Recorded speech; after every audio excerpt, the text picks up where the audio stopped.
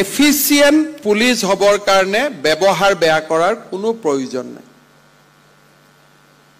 মই সব কথা মানি লম কিন্তু ব্যৱহাৰ বেয়া কৰিলে মনটোত মোৰ বেয়া লাগে মই যেহেতু গৃহমন্ত্ৰী যেতিয়া মৰাণত অচিজনে ৰাইজক বেয়া ব্যৱহাৰ কৰে গাত মোৰ লাগে ৰাইজৰ কাম নকৰিব কোনো আপত্তি নাই কিন্তু বেয়া ব্যৱহাৰ নকৰিব কালিও মই কমিশনাৰ পুলিচক ফোন কৰিছিলো যে অমুকত এফআইআৰ দিব গৈছে অচিজনে বেয়া ব্যৱহাৰ কিয় কৰিছে এফআইআৰ খন আপোনালোকে লবও পাৰে নলবও পাৰে আইনৰ কাম কৰাত আমাৰ কোনো হকা বিধা নাই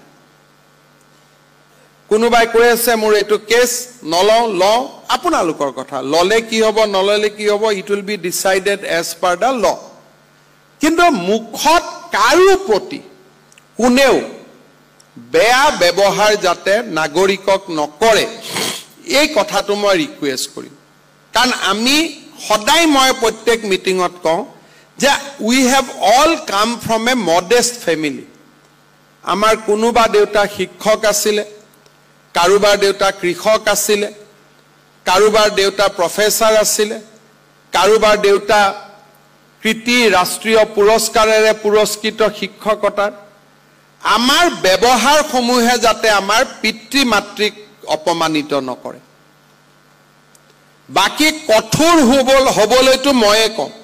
যে আইন যিমান কঠোৰ হ'ব লাগে সিমান কঠোৰ হ'ব লাগে কঠোৰ হোৱাত কোনো বাধা নাই অপৰাধীৰ লগত কঠোৰৰ পৰা কঠোৰতম হ'ব লাগে তাৰ কোনো ডেফিনেশন নাই যি ধৰণে আমি আইন শৃংখলা নিয়ন্ত্ৰণ কৰিব পাৰো আইনৰ গণ্ডিৰ মাজত আমি যিমান কঠোৰতম হ'ব লাগে আমি সিমান কঠোৰ হ'ব লাগে আৰু ময়ো নিজকে কৰবাত কঠোৰ বুলিয়ে মই বিবেচনা কৰো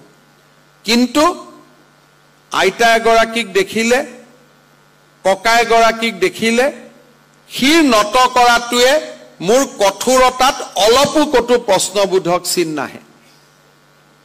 গতিকে মই ওসি সকলক আজি আকৌ এবাৰ কিয় 3 বছৰৰ মূৰত আপোনালোকক পাইছো বহুত বিলাক হলনি হৈ গৈছে আপোনালোকে যিমান পাৰে কাম কৰক কষ্টও কৰিছে কামো কৰিছে সব ভাল হৈছে মোৰ কোনো কমপ্লেইন নাই খালি মই তাতে দুখ পাওঁ যেতিয়া আমাৰ ব্যৱহাৰটো বেয়া হয়